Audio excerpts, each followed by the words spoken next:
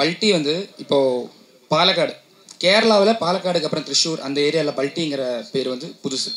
ஏன்னா அங்கே வந்து இந்த வேர்டை யாரும் யூஸ் பண்ண மாட்டாங்க. தமிழ்நாட்டில் எல்லாருக்கும் தெரியும் பல்ட்டியர் மச்சான் நம்ம சொல்லுவோம். தென் பாலக்காடு என்னோட ஊர்லேயும் அந்த பேர் ரொம்ப பாப்புலர்.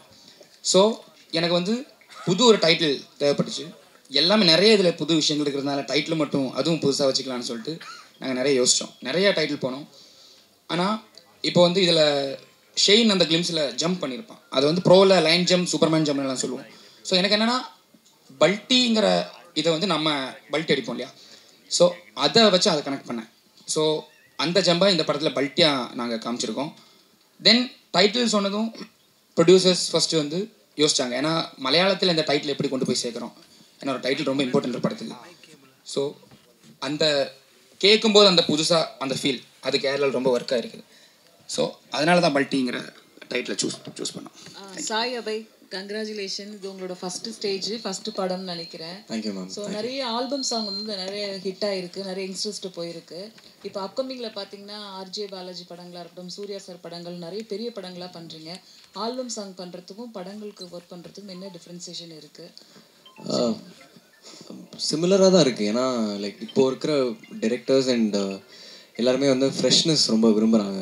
ஸோ அந்த ஃப்ரெஷ்ஷாக நம்ம ஏதாவது ட்ரை பண்ணணும்னு நினச்சா அது ரொம்ப அலோவ் பண்ணுறாங்க, அந்த மாதிரி ஒர்க் பண்ண அலோவ் பண்ணுறாங்க இல்லையா. ஸோ அது அந்த டிஃப்ரென்ஸ் வந்து அது பிரேக் பண்ணுது. ரொம்ப லிபரேட்டிங்காகவும் இருக்கும், அட் த சேம் டைம் அந்த கதைக்கு ஏற்ற மாதிரியும் பண்ணுற மாதிரி இருக்கும்.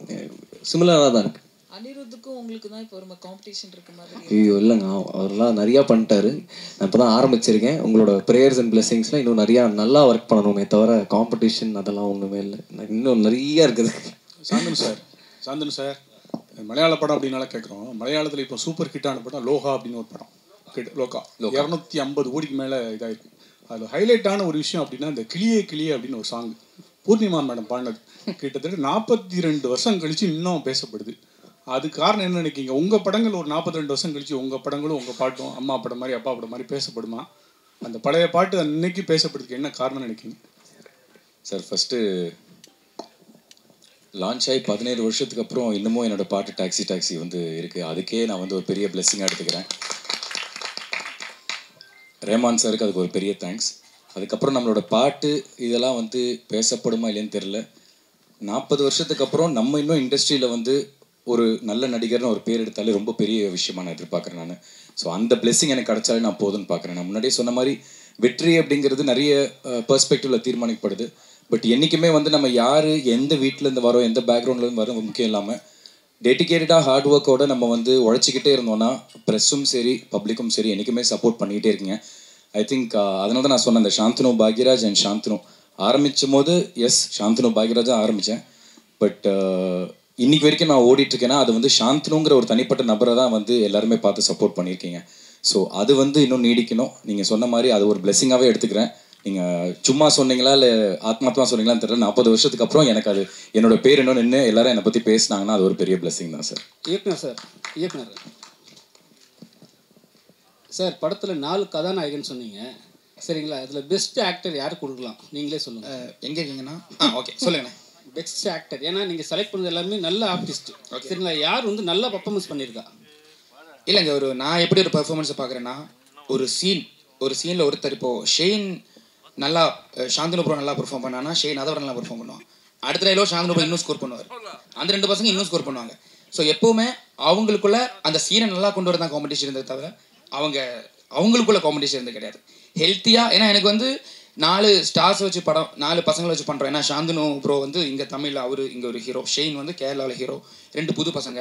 ஸோ எனக்கு தெரியல எவ்வளோ ஹீரோஸ் எவ்வளோ ஸ்டார்ஸ் வந்து இதுக்கு ஒத்துக்குவாங்கன்னு. ஏன்னா ஈக்குவல் ஸ்பேஸ் அவங்க 2 பேருக்கும் கொடுத்து இந்த படத்தை பண்ணியிருக்கோம். அது வந்து பெரிய விஷயம் சார். நான் வந்து அதை இங்கே சொல்ல ஷெயின் ப்ரோ சாந்தனு ப்ரோ அது பெரிய விஷயம். நீங்கள் ஒவ்வொரு சீனாக பாருங்கள், எங்கேயுமே வந்து ஷெயினுக்குன்னு சொல்லிட்டு ஒரு அந்த மாதிரி இருக்காது. எல்லாருமே உதயன், குமார், மணி, ரமேஷ் அந்த 4 பேர் தான் தெரியுவாங்க. ஸோ அப்படி கேட்டிங்கன்னா 4 பேருமே எனக்கு சேர்ந்த நடிகர்கள் தான். எல்லாருமே சூப்பராக பண்ணியிருக்காங்க. Thank you. Hello Sai. Hello hello actually இதுக்கு முன்னாடி இருந்த மியூசிக் டைரக்டர்ஸ்க்குலாம் வந்து இந்த ட்ரெண்டிங் ப்ரெஷர் அப்படிங்கிறதே கிடையாது. பட் இந்த ட்ரெண்டிங்குள்ளே இப்போ மாட்டிருக்கீங்க. ப்ளஸ் ஆல்சோ பாட்டு மட்டும் இல்லாமல் பிஜிஎம்மும் வந்து கான்சன்ட்ரேட் பண்ண வேண்டிய ஒரு ஒரு சுச்சுவேஷன் இருக்கு.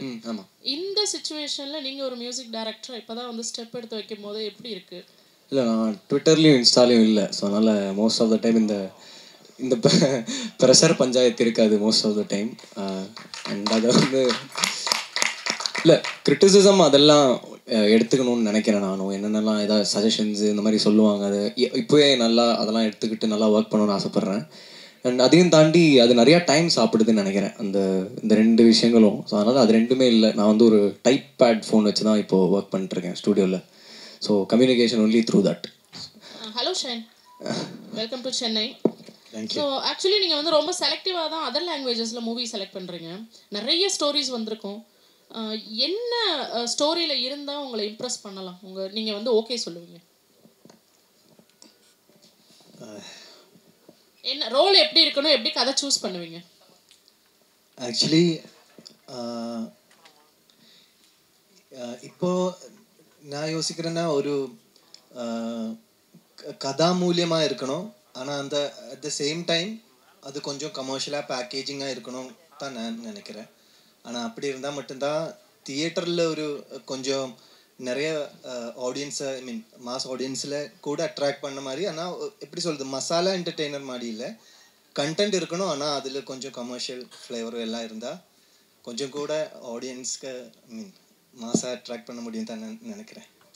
சாந்தனு சார், 17 வருஷத்துக்காக 16 வருஷத்துக்கு பிறகு இப்போ மலையாளத்தில் அறிமுகமாகிருக்கீங்க 2வது முறையாக. உங்களுக்கு என்ன மாதிரியான இதை ஏற்படுத்தி தரும் அந்த படம் உங்களுக்கு? சார், நான் முன்னாடியே சொன்ன மாதிரி சாந்தனு பாக்யராஜா அப்படின்னு பார்க்காம தங்கமில் நடித்த சாந்தனு, ப்ளூ ஸ்டாரில் நடித்த சாந்தனு பார்த்து தான் வந்து உன்னி எனக்கு இந்த வாய்ப்பு கொடுத்தாரு. ஸோ அதுவே எனக்கு ஒரு பெரிய வெற்றியாக நான் பார்க்குறேன். அது ஒரு வெற்றியாக பார்க்குறப்போ கண்டிப்பாக இந்த குமார் கதாபாத்திரத்தில் இது நான் ஆக்சுவலாக ப்ளூ ஸ்டாரோட நான் நிறைய கம்பேர் பண்ணியிருக்கேன், சில இன்டர்வியூஸில் பேசியிருப்பேன். ப்ளூ ஸ்டார் அந்த ராஜேஷ்ங்கிற கதாபாத்திரத்துக்கு எத்தனை கிராஃப்ஸ் இருந்துச்சோ அவ்வளோ ஸ்கோப் இருந்துச்சு எனக்கு பெர்ஃபார்ம் பண்ணுறதுக்கு. பிகாஸ் ஃப்ளாட்டாக ஒரு இமோஷனில் ஒரு கிராஃபில் போகாமல் ஒரு கதாபாத்திரத்துக்கு நிறைய கிராஃப்ஸ் வரப்போ வந்து நம்ம பெர்ஃபார்ம் பண்ணுறதுக்கான ஸ்கோப் இருக்கும், நிறைய இமோஷன்ஸ் காட்ட முடியும். அந்த மாதிரி வந்து இந்த குமார் கதாபாத்திரம் வந்து ஒரு பெரிய கிராஃப் இருக்குது, ஏகப்பட்ட இமோஷனல் சேஞ்சஸ் இருக்கும். ஃப்ரெண்ட்லியாக இருப்பான், திடீர்னு நெகட்டிவாக இருப்பான், திடீர்னு ஒரு கில்ட் ட்ரிப்குள்ளே போவான், அதுக்கப்புறம் எதையுமே சமாளிக்க முடியாத ஒரு சூழலில் மாட்டிக்கிற மாதிரி ஒரு சுச்சுவேஷனில் இருப்பான். ஸோ இது ரொம்ப ஒரு ட்ரிக்கியான ஒரு கேரக்டர். ஒரு கத்தி மேலே நடக்கிற மாதிரி லைட்டாக இப்படி ஸ்லிப் ஆச்சுன்னா அவன் நெகட்டிவ் ஆயிடுவான், இல்லை அப்படி ஸ்லிப் ஆச்சுன்னா ரொம்ப பாசிட்டிவாக தெரியுவான். ஸோ ரெண்டுத்துக்கும் நடுவில் பெர்ஃபார்ம் பண்ணணும். அதை நான் எந்தளவுக்கு பண்ணியிருக்கேன்னு தெரில, நீங்களாக தான் பார்த்துட்டு சொல்லணும். பட் டைரக்டர் அண்ட் ப்ரொடியூசர்ஸ் எல்லாருமே படம் பார்த்துட்டு அவங்க ரொம்ப ஸ்ட்ராங்காக பிலீவ் பண்ணுறாங்க. இது மலையாளத்தில் வந்து எனக்கு கண்டிப்பாக இதுக்கப்புறம் உங்களுக்கு நிறைய கால்ஸ் வரும். அண்ட் என்ன பர்டிகுலராக நம்ம சொல்லியிருக்காங்கன்னா, தயவு செஞ்சு எங்ககிட்ட கேட்டு அடுத்து கமிட் பண்ணுங்கள். பிகாஸ் இந்த படம் பல்டி ரிலீஸ் ஆனதுக்கப்புறம் உங்களுக்கு நிறைய கால்ஸ் வரும் மலையாளத்தில். ஸோ அதை வந்து கரெக்டாக சூஸ் பண்ணி எடுத்தீங்கன்னா உங்களுக்கு மலையாளத்தில் ஒரு பெரிய கிராஃப் ஏறும்னு சொல்லியிருக்காங்க. ஸோ நம்மளுக்கு எல்லா சினிமா ஒன்று தாங்க, தமிழ் சினிமா இருக்கட்டும் மலையாள சினிமா, அது ரெண்டுத்திலே நடிக்க மட்டும் தான் நம்ம ஆசைப்பட்டு வரும். நம்மளோட உழைப்பை மட்டும் தான் நம்மளால் போட முடியும். சக்ஸஸுங்கிறது அதெல்லாம் தாண்டி பட் அந்த உழைப்பு நம்ம 100% போட்டுகிட்டே இருந்தோம்னா அதுதான் இன்றைக்கி எனக்கு 17 வருஷம் கூட்டு வந்திருக்கு. அதை நான் ஸ்ட்ராங்காக நம்புகிறேன். ஸோ கண்டிப்பாக பல்டி முடிஞ்சதுக்கப்புறம் அதோட வரவேற்பு எப்படி இருக்குங்கிறது படம் பார்த்துட்டு நீங்கள் ஆடியன்ஸில் தான் சொல்லணும். பட் கண்டிப்பாக என்னோட உழைப்பு வீண் போகாது அப்படிங்கிறத நம்புகிறேன். அது அந்த உழைப்புக்கு இவங்கெல்லாம் ஒரு வாய்ப்பு கொடுத்தா எனக்கு அது ஒரு பெரிய நன்றி சொல்லிக்கலாம் சார். டைரக்டர் உன்னி சார், செல்வராகவன் வந்து அவர்கிட்ட கதை சொல்கிறதுக்கே நீங்கள் பயந்தீங்க. இங்கே தான் இருக்கேன். சொல்லுங்கண்ணே. செல்வராகவன்கிட்ட கதை சொல்லவே பயந்தீங்க. ஆமாம். அவர்கிட்ட இப்போ வேலை வாங்கியிருக்கீங்க. அவருடைய கேரக்டர் பேர் என்ன? அவர் என்ன மாதிரி கேரக்டர் நடிச்சிருக்கிறாரு? அவருடைய கேரக்டர் பேர் பொற்தாமரை பைரவன். அவர் வந்து இதில் ஒரு என்ன சொல்கிறது, ஸ்பாயிலர் ஆகக்கூடாது, ஒரு antagonist, one of the antagonist. அதை விட புதுசாக ஒன்று பண்ணியிருக்காரு. ஸோ வை செல்வா சார்னா, இந்த படத்தில் எங்களுக்கு வந்து இது வரைக்கும் அந்த மூடில் விஷுவலாக அந்த மாதிரி இமேஜ் வராத ஒருத்தர் வேணுங்கிற மாதிரி இருந்துச்சு. ஸோ அதனால தான் செல்வா சாரை சூஸ் பண்ணோம்.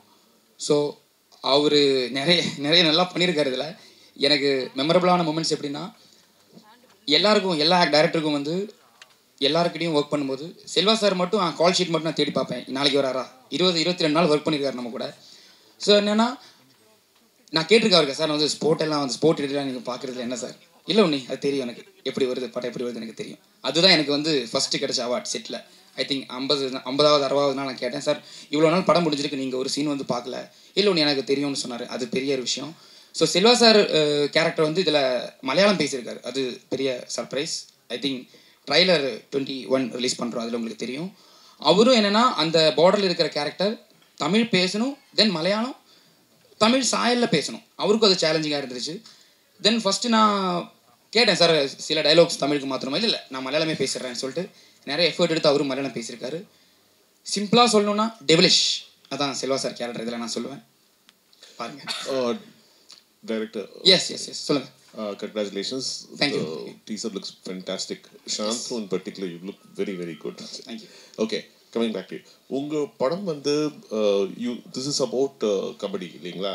Pro Kabaddi is going on right now. And இன்னொரு பக்கம் traditional கபடி இருக்கு. There's a slight difference between both variants of the sport. இந்த படத்துல நீங்க எந்த form of கபடியை வந்து டீல் பண்ணியிருக்கீங்க? ஒன்று. ரெண்டு, the inspiration for the story. எங்கிருந்து, where did the story start from? What was the spark for the story? And two, usually Malayalam has very good writers. In fact, most of your films work big time because you have specialists for that. உங்க படம் நீங்களே எழுதியிருக்கீங்க. Have other writers contributed, helped in any way? Sir first கொஸ்டினுக்கு answer வந்து, இப்போ நம்ம ஒரு kabaddi first வந்து பல்ட்டியை வந்து கபடி படத்தை தாண்டி கபடி இதில் ஒரு கேரக்டர் எலிமெண்ட் மாதிரி தான் இருக்கும். ஏன்னா ஃபஸ்ட்டு நம்ம ஒரு ஸ்கிரிப்ட் எழுதும்போது டான்ஸுங்கிறத பிளான் பண்ணுவோம் இல்லையா? ஒரு ஸ்போர்ட்ஸ் படம்னா கிளைமேக்ஸ் வந்து அந்த ஹீரோ அந்த ஸ்போர்ட்டில் ஜெயிக்கிறானா இல்லையா, அந்த மாதிரி இருக்கும் நிறைய. அதையே பிரேக் பண்ணியிருக்கோம். ஏன்னா கபடி இதில் இருக்குது, ஆனால் இது வந்து ஃபுல் அண்ட் ஃபுல் கபடி படம் கிடையாது. பட் கபடி இருந்திருக்கும், கபடியோட எலிமெண்ட்ஸ் படம் ஃபுல்லாக இருக்கும். அப்புறம் ப்ரோ கபடி நம்ம வந்து ஆல்மோஸ்ட் 100% தமிழ் சினிமாவில் வந்த எல்லா கபடியும் நம்ம மண்ணில் தான் பார்த்துருக்கோம். ஏன்னா அந்த மாதிரி தான் பண்ணியிருப்பாங்க. எங்களுக்கு என்னென்னா நிறைய ஜம்ப்ஸ், நிறைய ட்ரிக்ஸ் யூஸ் பண்ண வேண்டியதாக இருக்குது. இப்போது எப்படி சொல்லணும்னா அதுக்காகவே ஒரு எக்யூப்மெண்ட் கொண்டு வந்து அந்த மாதிரி ஷூட் பண்ணோம். இப்போ ஷெயின் வந்து ஒரு ரைட் போனால் ரைட் போய் திருப்பி வர்ற வரைக்கும் சிங்கிள் ஷாட்லாம் பிளான் பண்ணியிருக்கோம். ஏன்னா இந்த படத்தில் கபடியை காமிக்கிறோம், அப்போ ஒரு ஸ்டடி ஒரு R&D பண்ணும்போது பின்னாடி போகும்போது கபடி எல்லாத்தையும் பார்க்கும்போது புதுசாக என்ன பண்ணலாங்கும்போது ஓகே நம்ம வந்து இதை ப்ரோவாக பண்ணலாம், மேட்டில் பண்ணலாம். ஸோ அப்படின்னா நிறைய ட்ரிக்ஸ் பண்ண முடியும், அந்த இன்ஜுரி அது அந்த பிரச்சனை வராது சொல்லிட்டு நாங்கள் ப்ரோவோடைய விதிமுறைகளை யூஸ் பண்ணியிருக்கோம். தென் சேம் டைம் அந்த லோக்கல் டச் விடக்கூடாது அந்த கமெண்ட்ரியில். ஏன்னா இப்போ ப்ரோ பார்த்தீங்கன்னா கமெண்ட்ரி வேறு மாதிரி இருக்கும். நம்ம வந்து இந்த கபடியை நம்ம மக்களுக்கு கொடுக்கும்போது அந்த கபடியில் இருக்கிற அந்த நார்மல் லோக்கல் கபடியில் இருக்கிற அந்த ஃப்ளேவர், அந்த டைலாக்ஸ், அந்த குசும்பு எல்லாமே வேணும். ஸோ அதுவும் இருக்கும் இதுவும் இருக்கும், ரெண்டும் மிக்ஸ் பண்ணி தான் பண்ணியிருக்கோம். என்ன இதில் கபடியில் புதுசாக இருக்குன்னா அந்த ரைட்ஸ் எல்லாமே நேஷ்னல் பிளேயர்ஸ் தான். இப்போ இதில் 4 பசங்கன்னு சொன்னால ஒரு பிளேயர் வந்து இந்தியன் பிளேயர் ஜெக்சன், அவர் இந்தியா அண்டர் 19 ஐ திங்க் விளையாடிருக்காரு. ஸோ தென் இதில் opposite team Selva sir team புர்த்தாமரை கபடி குழு, ஐ திங்க் அது வரல இன்னும், ட்ரைலரில் வந்துடும். அதில் வந்து ஐ திங்க் 7 பிளேயர்ஸ் வந்து ப்ரோவில் விளையாடினாங்க. ஸோ அதுவே வந்து எங்களுக்கு ரொம்ப இன்ட்ரெஸ்டிங்காக இருந்துச்சு. நிறைய ஆக்டர்ஸை சூஸ் பண்ணி அவங்களுக்கு கபடி கற்றுக்கிறத விட கபடி விளையாடுற எல்லாரையும் கொண்டு வந்துடலான்னு சொல்லிட்டு ப்ராப்பராக கொஞ்சம் ப்ரொஃபஷனலாக தான் கபடியை ட்ரீட் பண்ணியிருக்கோம். தென் ரெண்டாவது கேள்வி ரைட்டிங். இப்போ வந்து முதல் படம் மட்டும் சார் எப்படின்னா நம்ம வந்து 5 வருஷம் 6 வருஷம் எவ்வளோ வருஷம் நம்ம அதை பற்றி யோசிச்சிருப்போம்னு தெரியாது. ஏன்னா முதல் படத்தோடைய கதை அதுக்கு டைம் லைன் இல்லை. நான் 20 வயசில் ஃபஸ்ட்டு டேரக்டராகனு யோசிச்சேன்னா அப்போ இருந்து என் மைண்டில் ஒரு ஐடியா வந்திருக்கும். அதை ஃபில்டர் பண்ணி வேறு கதைகளுக்கு ட்ராவல் பண்ணி மறுபடியும் அதுக்கு போய் நம்ம ஒரு கதையை சூஸ் பண்ணுறோம். அது வந்து அவ்வளோ டைம் நமக்கு கிடைக்கிது. ஸோ நான் வந்து எல்லாத்தையும் எழுதி முடிச்சு நான் கதை எனக்குள்ள ஒரு கான்ஃபிடன்ஸ் வந்துச்சு இதுக்கு ஓகே. ஏன்னா என்னோடய டீம் எல்லாருக்கிட்டையும் டிஸ்கஸ் பண்ணி கதை சொல்லி அந்த கிராஃபை சொல்லி ப்ளாட் பாயிண்ட்ஸை சொல்லி அதை சேஞ்ச் பண்ணி மறுபடியும் எழுதி அந்த டைம் கிடைச்சது. நான் எப்போவுமே ஹெல்த்தியாக தான் பார்ப்பேன் கொலாபரேட் பண்ணுறதுக்கு அதர் ரைட்டர்ஸ் கூட. அது வந்து பெரிய விஷயம், ஹெல்த்தியான விஷயம். ஸோ அடுத்தடுத்த கட்டங்களில் நமக்கு அந்த டைம் கிடைக்காது இருக்கும்போது கண்டிப்பாக கொலாபரேட் பண்ணுவேன். இதுக்கு வந்து டைம் இருந்துச்சு நமக்கு. ஐ திங்க் அதான் சொன்னேன், டைமே இல்லை. பல்ட்டியோடைய ஸ்கிரிப்ட் எத்தனை டைம் எடுத்து எழுதுனேன்னா எல்லாம் போன ஒரு 5 years 4 years மைண்டில் இருந்திருக்கும். தென் 1 year 1.5 year எழுதினேன். ஸோ அதனால் தனியாக எழுதி அதை நான் ஃபீல் பண்ணேன். தென் டிடி ராமகிருஷ்ணன் சார்னு சொல்லிட்டு கேரளாவில் பெரிய ரைட்டர். இதில் வந்து சில இடங்களில் கொஞ்சம் ஸ்ட்ராங்கான லார்ஜர் தேன் லைஃப் தாண்டி சில வேர்ட்ஸ் தேவையாக இருந்துச்சு. படத்தில் ஒரு வாய்ஸ் ஓவர் ட்ரீட்மெண்ட் பண்ணியிருக்கோம். அதுக்காக நான் அவர் வந்து எழுதியிருக்காரு, அந்த அடிஷ்னல் டைலாக்ஸ் அவர் எழுதியிருக்காரு. அதுவும் எனக்கு ரொம்ப இன்ட்ரெஸ்டிங்காக இருந்துச்சு. Shanthanu sir thank you sir. நீங்கள் இப்போ வந்து சக்ஸஸ்ஃபுல்லாக வருது வந்து உங்களுக்கே தெரியும். மல்டி டாக்ஸ் ஹீரோஸ் கூட நடிக்கும்போது உங்களுக்கு வந்து ஒரு லெவல் வந்து உங்களுக்கே தெரியும். ஏன்னா நல்லா ஒரு ரேஞ்சில் போகிறீங்க, ஒரு கலெக்ஷன் ஆஃப் பாக்ஸ் ஆஃப் கலெக்ஷன்லாம் வருது. இப்போ சோலோவாக நடிக்கும் போது ஒரு டென்ஷன் டைட்டெல்லாம் இருக்கும். இதில் எப்படி உங்களுக்கு தோணுது? மல்டி டாக்ஸ் நடிக்கும்போது ஒரு ஃப்ரீடமாக இருக்குதா எப்படி? அப்படி இல்லை சார். அது எண்டதுலே இது வந்து என்னோட படமும் தான். எப்படி ஷேன் இது அவரோட படம்னு ஃபீல் பண்ணுறாரோ, இது வந்து நானும் ஈக்குவலாக ரோல் பண்ணியிருக்கேன்னா அது என்னோட படமும் தான். நாளைக்கு படம் வந்து அந்த அளவுக்கு கலெக்ஷன் ஆகலைன்னா அது வந்து ஒரு ப்ரொடியூசருக்கு எந்த அளவுக்கு பாதிக்குமோ, ஒரு டேரக்டர் எந்த அளவுக்கு பாதிக்குமோ, கூட நடித்த நடிகர்களுக்கும் அதே பாதிப்பு தான் இருக்கும். ஸோ அந்த ப்ரெஷருங்கிறது எல்லாருக்குமே அது சோலோவாக நடித்தாலும் சரி, மல்டி ஸ்டாரில் நடித்தாலும் சரி, அதே ப்ரெஷர் தான் எல்லாருக்குமே இருக்குது. Right, thank you all so much. ப்ரீத்தியா உங்களுக்கு ஃப்ளைட் இருக்குது, ஸோ அவங்க கிளம்பணும். ஸோ இங்கே வந்த எல்லாருக்குமே ரொம்ப ரொம்ப நன்றி. இவ்வளோ பொறுமையாக காலையிலேருந்து பாதி பேர் இங்கே இருக்கீங்கன்னு தெரியும். Thank you so much for waiting.